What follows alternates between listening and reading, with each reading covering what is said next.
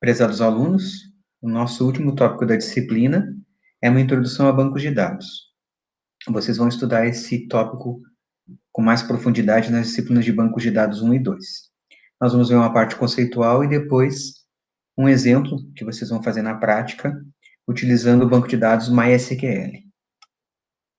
Quando a gente fala em sistemas de informação, a gente fala muito, né, em gerar informação útil para o nosso usuário, informação que tenha valor, para que as organizações, as empresas, possam utilizar essas informações para fazer o seu negócio funcionar, para poder verificar o desempenho do seu negócio, para poder fazer estimativas, para poder verificar se estão cumprindo as suas metas, para poder identificar as suas receitas, se estão gerando lucro. Os dados que nós vamos coletar e armazenar nos bancos de dados são fatos brutos. Cabe a nós, que vamos desenvolver os sistemas de informação, definir junto com os usuários quais são os dados importantes que devem ser armazenados e como nós vamos transformar esses dados em informações, converter isso de uma forma que isso sirva para o meu usuário utilizar. Gerar gráficos, gerar relatórios, comparativos, então isso tudo é o nosso trabalho. A informação organizacional, ela está em toda parte de uma empresa. Quando a gente fala sobre o nosso trabalho, né, o trabalho do profissional de sistemas de informação é entregar para o usuário final informações relevantes, para que ele possa fazer o seu negócio funcionar. Essa informação ela aparece em diferentes níveis, formatos e granularidades. Níveis tem a ver com aquela pirâmide que nós estudamos numa outra aula. A base, que é operacional, a parte do meio, que é gerencial, e a parte lá do topo da pirâmide, que é a estratégica. Eu vou fazer sistemas de informação que vão atender toda essa pirâmide. Só que nem sempre o meu usuário precisa ter acesso a tudo. Não é nem precisa e também nem pode, né? Por exemplo, eu trabalho numa fábrica, lá no chão de fábrica. Eu não posso ter acesso a uma informação estratégica que é da direção da empresa. Então, eu também, como desenvolvo um sistema de informação, tenho que cuidar da questão da segurança das informações, né? A informação tem diferentes formatos. Atualmente, a gente não tem um único formato, né? Nós temos documentos, nós temos vídeos, nós temos imagens, então, porque nós temos toda essa questão da multimídia também, e ela está em várias granularidades. Eu posso ter informações mais gerais ou mais detalhadas. Por exemplo, o meu usuário ele pode querer ver um relatório de vendas por região, e ele pode querer ver um relatório de vendas por região detalhado, para saber o que cada cidade daquela região vendeu, o que cada vendedor vendeu. Então, eu tenho que preparar as minhas informações, os resultados, relatórios, os gráficos que eu vou mostrar, com essas possíveis granularidades para o meu usuário também poder escolher. As informações organizacionais, elas estão armazenadas num banco de dados, ou numa base de dados. Um banco de dados é um conjunto de arquivos que tem algum tipo de relação, de relacionamento, e contém registros sobre pessoas, lugares, coisas, então clientes, fornecedores, alunos, cursos, produtos, vendas. Um exemplo, antigamente nós tínhamos a lista telefônica impressa, né?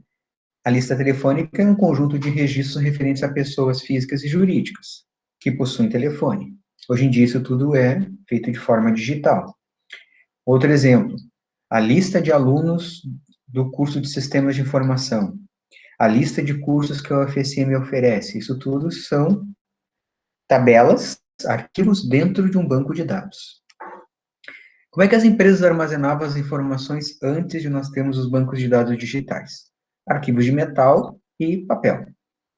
Toda a justiça, por exemplo, trabalhava com processos em papel. Hoje em dia já está migrando para processos eletrônicos. A área de saúde, alguns procedimentos ainda precisam ser armazenados em papel. Mas a tendência é que, com o tempo, tudo seja digitalizado, tudo fique no meio digital, e a gente não precise mais trabalhar com tanto papel. Quando a gente fala de um banco de dados ou de uma base de dados, a gente vai ver alguns conceitos. Conceito de entidade, que quando a gente desenha o diagrama do banco de dados, a gente chama de entidade. Quando a gente implementa isso num sistema gerenciador de banco de dados, a gente chama de tabela. Entidade é cada uma das categorias genéricas que representam uma pessoa, um lugar ou uma coisa. cliente, fornecedor, funcionário, pedido, produto, aluno, curso, universidade. Cada uma dessas entidades tem características específicas que a gente chama de atributos, como se fossem variáveis, que no banco de dados a gente também chama de campos. Por exemplo, eu vou criar um banco de dados e eu vou ter uma entidade para guardar as informações dos fornecedores, quem fornece produtos para minha loja, por exemplo. E eu vou definir que atributos eu preciso guardar. Como é que eu defino isso? Eu vou definir isso junto com o meu usuário. Preciso saber o que o usuário precisa de dados desse fornecedor. Então, eu vou guardar o código, o CNPJ, o endereço, a cidade, o estado, o CEP, o telefone, o e-mail. Quais são os dados que eu preciso armazenar sobre aquele fornecedor? Existem diferentes tipos de banco de dados, mas o mais comum é o chamado de banco de dados relacional, em que as várias entidades que nós vamos colocar dentro desse banco de dados têm algum tipo de ligação, de relacionamento. Vou fazer um exemplo aqui sobre curso. Curso tem alunos. Se eu tiver um banco de dados da UFSM como exemplo, eu vou ter lá os cursos. Aqui no campus nós temos 6 cursos de graduação: Relações Públicas, Engenharia Ambiental e Sanitária, Jornalismo, Engenharia Florestal, Agronomia e Sistemas de Informação. Cada um desses cursos tem uma série de alunos, que é um outro arquivo do banco de dados. Esses dois arquivos, essas duas tabelas estão relacionadas, porque um curso é formado por uma série de disciplinas e tem matriculado uma série de alunos. Então, existe um relacionamento. Esses bancos de dados relacionais, eles são como se fossem tabelas bidimensionais, com colunas e linhas. O que é uma tabela bidimensional? Vocês devem ter estudado já na disciplina de programação as matrizes de 2 dimensões, matrizes bidimensionais. Uma planilha no Excel, por exemplo, também é uma tabela bidimensional, onde nós temos colunas e linhas. As colunas, elas são os nossos atributos, os campos, e as linhas são as informações, os dados que a gente vai guardar dentro do banco de dados, que a gente chama de registros. Quando eu vou montar um banco de dados, na maioria dos casos eu monto uma tabela para cada entidade do meu negócio. Cliente, fornecedor, transações de vendas, produtos, alunos, cursos. E eu monto esse banco de dados trabalhando junto com o meu usuário, porque o usuário é quem entende do domínio do negócio. Então, ele vai me ajudar a criar esse banco de dados. Aqui eu tenho um exemplo de uma entidade fornecedor, uma tabela do banco de dados para guardar os dados de fornecedores. Nós temos as colunas, que nós podemos chamar de atributos ou campos, e as várias linhas, que são os dados que eu vou armazenar, que eu posso chamar de registros ou também de uma tupla do banco de dados, uma tupla da minha tabela. Então, nós temos ali ó, o campo código do fornecedor, nome do fornecedor, rua, cidade, unidade federativa, o F, e o CEP. O código do fornecedor, nesse nosso exemplo, é conhecido como chave primária, ou primary key. Uma chave primária é uma chave que não pode ser duplicada. Por exemplo, todo aluno no FSM tem um número de matrícula. Esse número de matrícula não pode ser duplicado. Não pode existir 2 alunos com o mesmo número de matrícula. O nosso CPF, por exemplo, é como se fosse a nossa chave primária, ela não pode ser duplicada. Então, geralmente, quando eu crio uma tabela no banco de dados, eu crio chaves. Eu vou trabalhar com chaves, às vezes, como um único campo, como o código do fornecedor, com chaves compostas. Por exemplo, se vocês forem verificar a questão de um banco, eu tenho o número da conta e a agência. A chave é a agência mais a conta. É uma chave composta, porque esse mesmo número de conta pode existir numa outra agência. Então, para que eu tenha a certeza de que isso é individualizado, eu somo as duas coisas, a agência mais a conta. O campo-chave, então, atribui uma identificação exclusiva a cada registro, e isso permite que eu consiga recuperar, atualizar e ordenar. Eu posso ordenar pela chave primária, né? Eu vou colocar os produtos em ordem pelo código. Tá? E isso facilita a indexação para que eu possa buscar os dados. Né? Eu vou buscar o produto de código tal, o fornecedor do código tal, os dados da matrícula do aluno de número de matrícula tal. Então, cada tabela de um banco de dados relacional, que tem relações entre as tabelas, tem um campo chamado chave primária, ou primary key, que não pode ser duplicado. Como a gente viu ali os exemplos anteriores, né? Tipos de chave primária. número de matrícula de um aluno, CPF, código de um produto, número de uma conta bancária, agência mais a conta e assim por diante. Vamos fazer um exemplo aqui para a gente acompanhar um exemplo passo a passo, né? Vamos supor que eu vou fazer um banco de dados de uma loja de autopeças, que eu vendo peças para carros. Maçanetas, portas, capô, tapetes, pneu, roda. Então, eu vou começar a pensar nas entidades. Quais são as entidades que eu consigo identificar? Quais são as tabelas que esse meu banco de dados vai ter? Por exemplo, vai ter uma tabela de fornecedores, que vai guardar as informações de quem me vende as peças, e uma tabela de peças, que são os produtos que eu vou vender para os meus clientes. A tabela fornecedor, ela não possui nenhuma informação sobre as peças de um fornecedor particular. Ela guarda informações gerais do fornecedor. A tabela peça é uma entidade separada do fornecedor. Então, eu vou guardar isso numa tabela independente.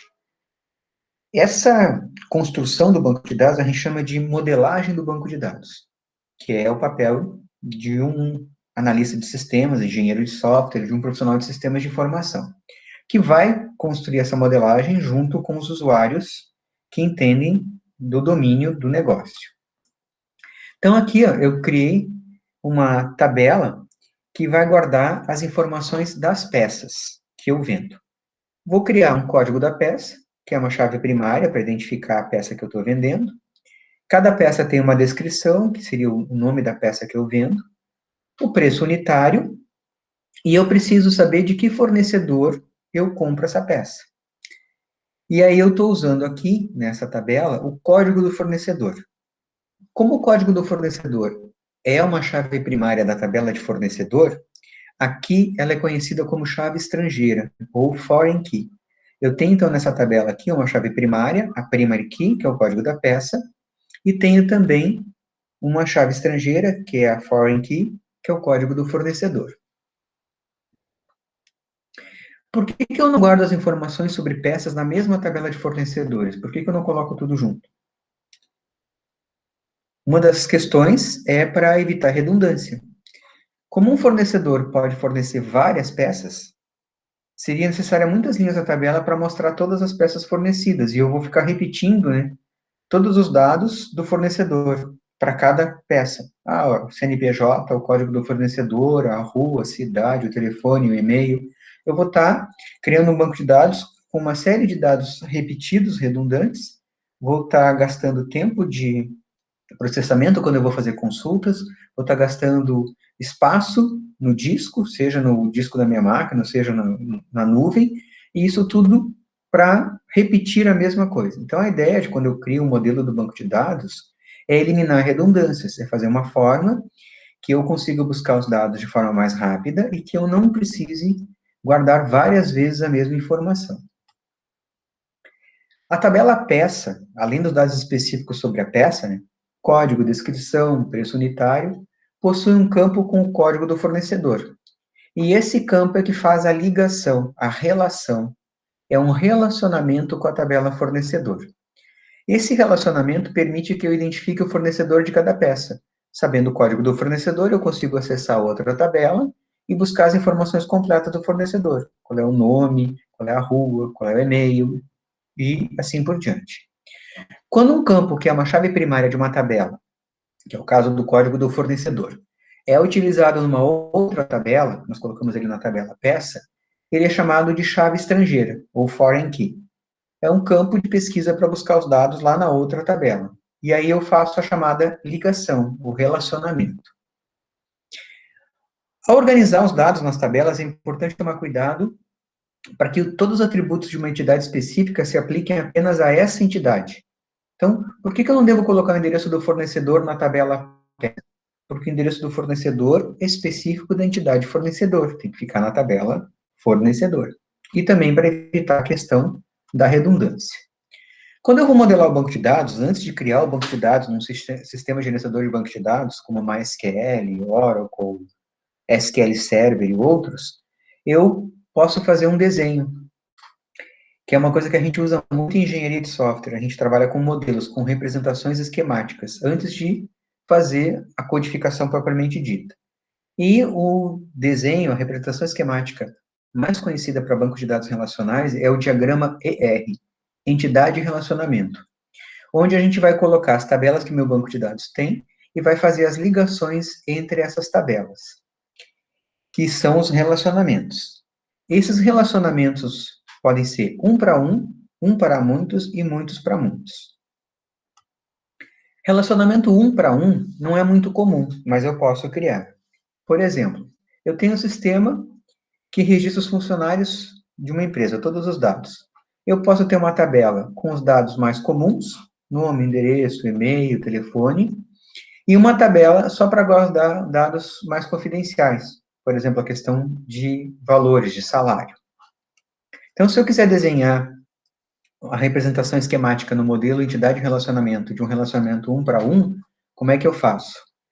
O retângulo, ele representa uma entidade, a linha representa uma ligação. Então, aqui nós temos duas entidades. Dados cadastrais é uma entidade do banco de dados, uma tabela do banco de dados, tabela ou arquivo, e dados confidenciais é uma outra entidade.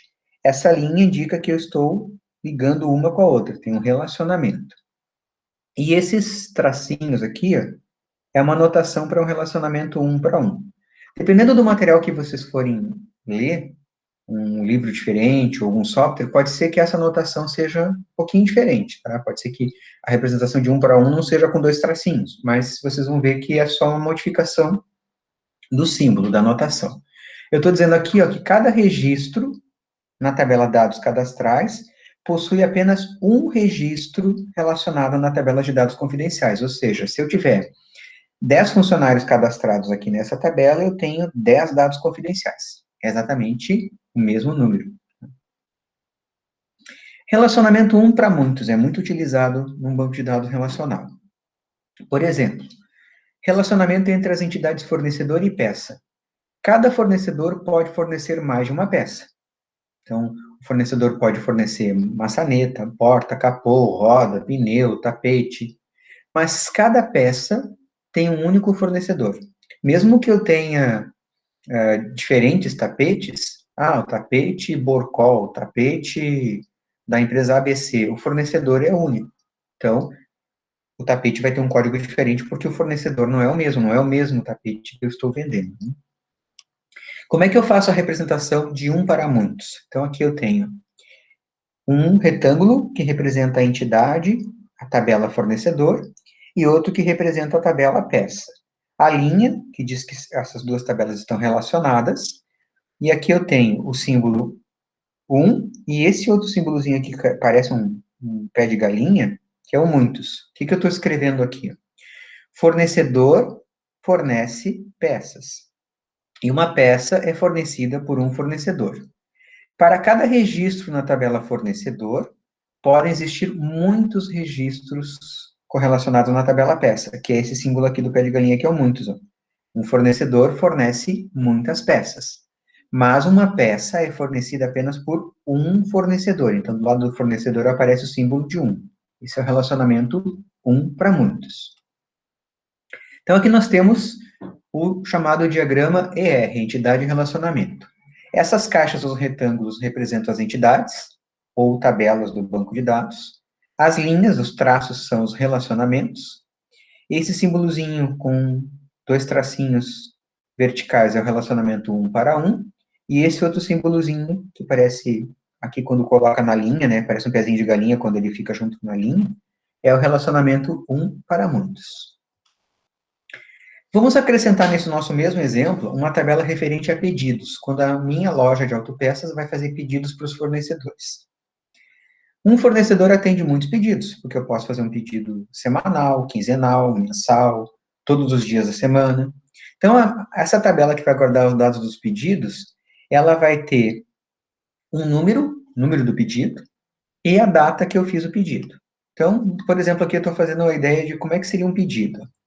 Número do pedido, a data, qual é o código do fornecedor, qual é o nome correspondente a esse código, e aí o que eu quero pedir? Código da peça, a quantidade, e aí eu tenho um relatório, né? O número do pedido, o código da peça está na tabela peça, a quantidade que eu vou pedir, o nome da peça está na tabela peça, como é que eu acesso esse nome? Pelo código, o preço unitário está na tabela peça, também acesso pelo código, e o preço total eu vou calcular, preço unitário multiplicado aqui pela nossa quantidade.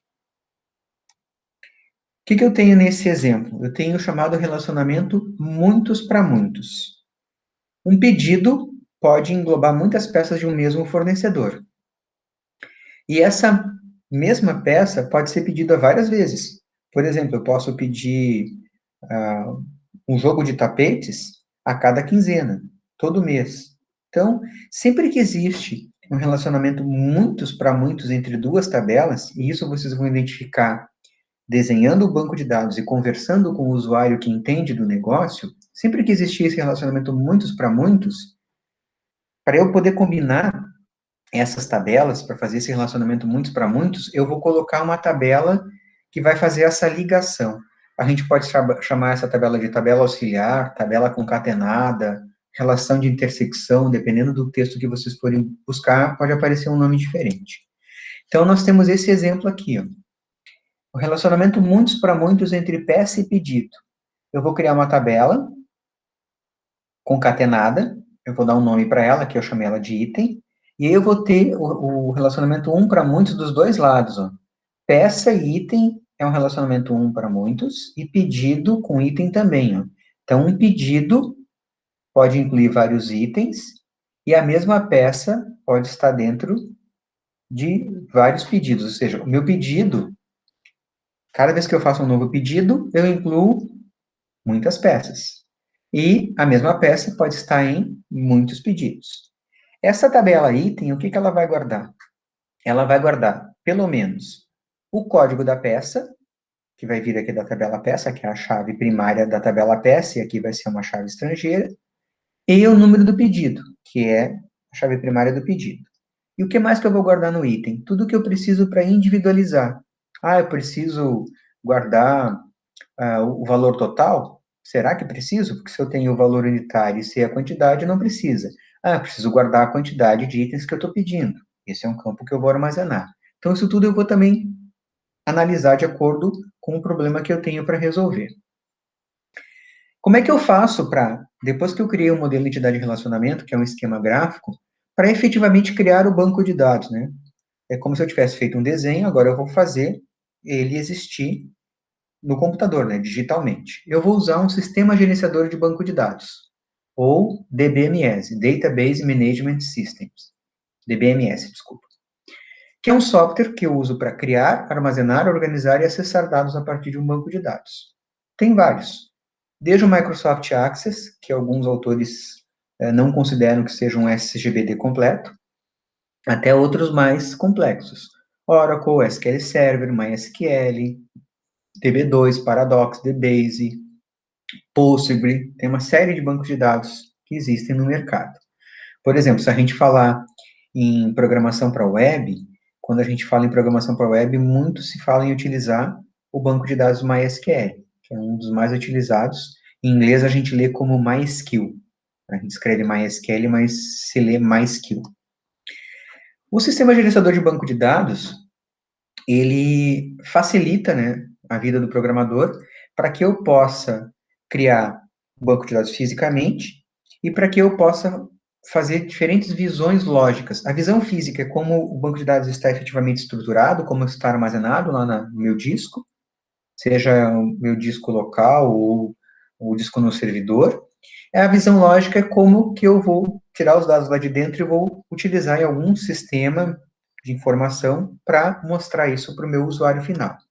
Então, por exemplo, aqui, ó, aqui nós temos um banco de dados, esse símbolo aqui é a ideia de um banco de dados, onde nós temos uma série de campos, código do funcionário, nome, número do PIS, cargo, data da contratação, salário bruto, salário líquido e assim por diante. O meu sistema gerenciador de banco de dados, gerando diferentes visões, ó. A visão de benefícios, PIS e plano de saúde. A visão de folha de pagamento, o que me interessa é o salário. Né? Então, diferentes visões que saem do mesmo banco de dados físico que está armazenado lá na máquina. O que eu posso fazer num sistema gerenciador de banco de dados relacional? Eu posso criar o banco de dados, criar as tabelas, definir os campos, que são os atributos de cada tabela, qual é o tipo de dados de cada campo, se é um número inteiro, se é string, se é um número com casas decimais, e eu posso fazer algumas operações. Entre elas, as operações básicas, que são selecionar, projetar e vincular.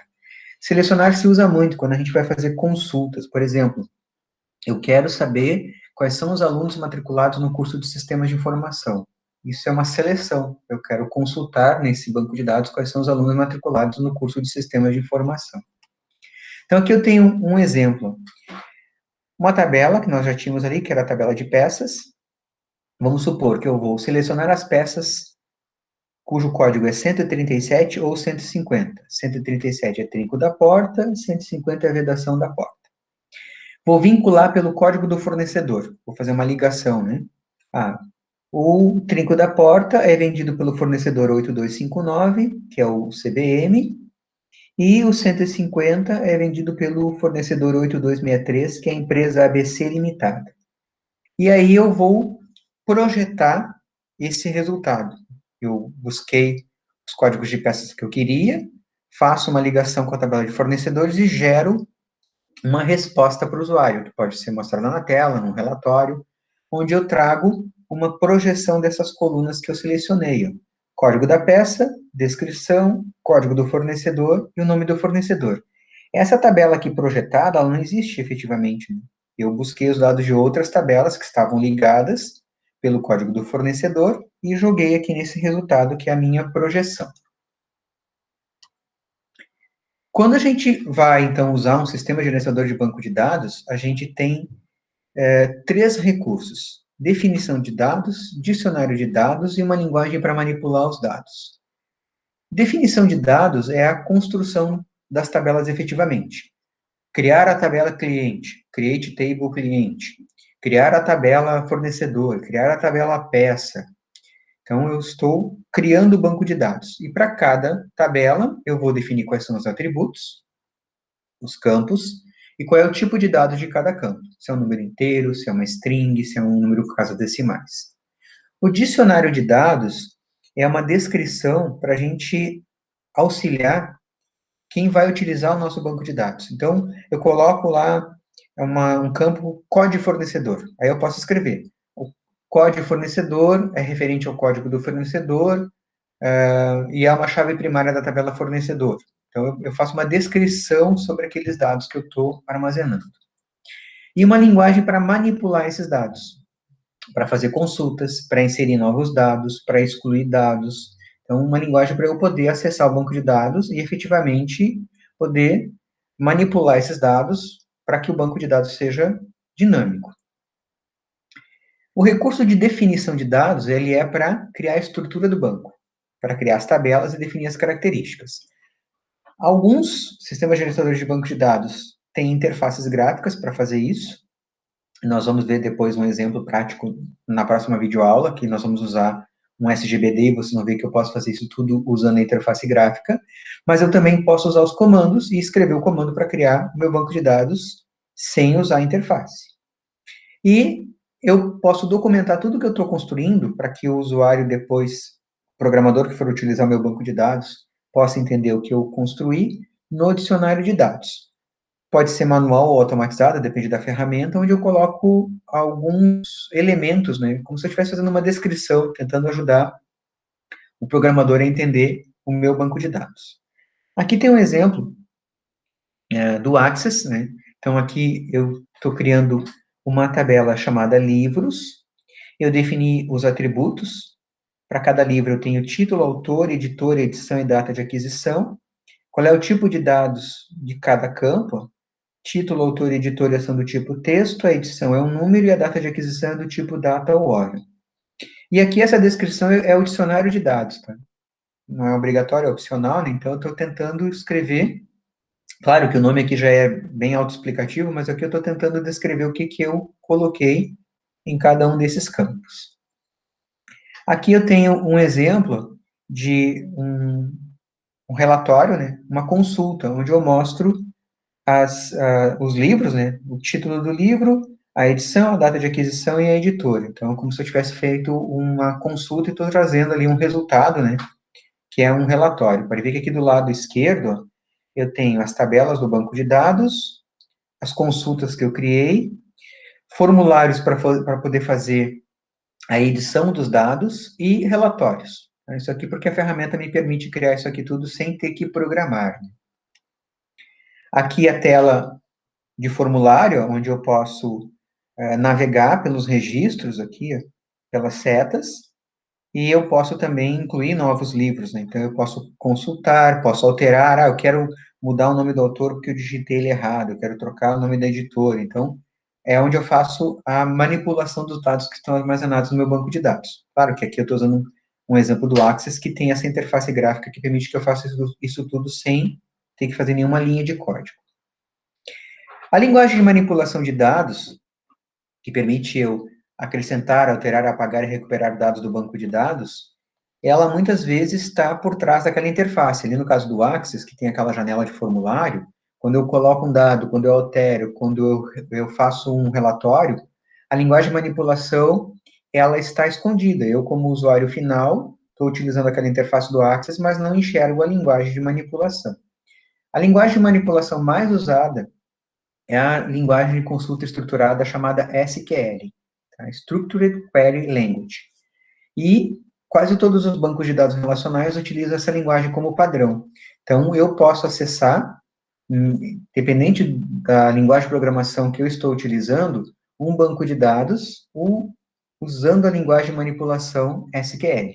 Eu fiz uma interface em Delphi, fiz uma interface em Visual Basic, fiz uma interface em Java. Como é que eu acesso o banco de dados? Se eu conheço essa linguagem de manipulação padrão, que é o SQL, eu consigo acessar os dados independente da linguagem onde eu construí a interface do meu programa. E essa linguagem tem uma série de comandos, os 4 mais usados. Select, sempre que eu quero fazer uma consulta no banco de dados. Por exemplo, quero consultar quais são os alunos matriculados na disciplina SIM 1046. Quero consultar quais são os clientes que moram na cidade de Frederico Westphalen. Quero consultar quais são os produtos que foram mais vendidos no mês passado. Isso é fazer um select. Update é atualizar ou alterar. Eu quero alterar o valor dos produtos, porque vai ter um aumento no preço. Eu quero alterar o endereço de um aluno porque o endereço dele trocou. Insert, inserir novos dados. Eu quero inserir um novo cliente, quero inserir um novo aluno, quero inserir um novo curso, quero inserir um novo produto. E o delete, que é apagar. Apagar um aluno, apagar um curso, apagar um produto, apagar uma venda, apagar uma nota fiscal. Então, aqui alguns exemplos, né, que a gente vai ver depois também na prática, na parte prática da videoaula. Select, asterisco, from fornecedor, where, código fornecedor maior que 100. O que eu estou escrevendo aqui? Asterisco significa todos os campos da tabela. Então, eu estou dizendo, selecionar todos os campos from, de que tabela? From fornecedor, da tabela fornecedor. Where, onde? Where é uma condição, como se fosse um if. Onde o código do fornecedor seja maior que 100. Eu vou trazer, então, nessa seleção, todos os fornecedores cujo código seja maior que 100. Select asterisco from peça, where descrição like a asterisco entre apóstrofo, porque isso é uma string. Eu estou dizendo que eu quero selecionar, consultar, né, trazer como resposta, todos os campos, que é o asterisco, from, de que tabela? Da tabela peça, onde a descrição da peça comece pela letra A. Aqui eu estou usando a chamada máscara. Alguns bancos de dados, ao invés de asterisco, usam a máscara como símbolo do porcento. E tem que verificar, né? Pode ser que haja uma mudança de nomenclatura. Então, A asterisco quer dizer, começa com a letra A e depois a letra A pode vir qualquer coisa. Eu poderia colocar asterisco A, teria que terminar com a letra A. Se eu colocasse asterisco A asterisco, seria qualquer peça que tivesse a letra A em qualquer parte do seu nome. Comando de inserção. Inserir into fornecedor. Inserir dentro da tabela fornecedor. O quê? Todos os campos separados por vírgula. Código, o nome, endereço, a cidade, a unidade federativa e o CEP. Aí eu tenho que saber qual é a estrutura do banco, né? Para poder saber quantos são os campos e qual é o tipo de dados de cada campo. Comando delete é um comando bem perigoso, né? Porque eu posso deletar tudo que eu tenho no banco de dados se eu faço um comando como esse aqui, ó. Delete todos os campos from, da onde, né? Da tabela peça. Eu estou mandando apagar toda a tabela peça de uma vez só. Um outro comando também preocupante é o comando update. Se eu faço um update, por exemplo, e atualizo todos os dados de uma tabela, eu atualizo o preço de todos os produtos, e era para atualizar só de alguns. Então, toma muito cuidado quando a gente usa update e delete, e geralmente eu preciso dessa cláusula where, que eu usei aqui no exemplo do selection. Eu vou deletar de acordo com algum código, de acordo com alguma informação, eu quero deletar só um fornecedor. Então, eu vou deletar where código fornecedor igual a qual? Qual o código que eu quero especificamente deletar. Agora, então, eu vou colocar uma videoaula com um exemplo prático de como é que a gente constrói um banco de dados e a gente vai usar o SGBD MySQL.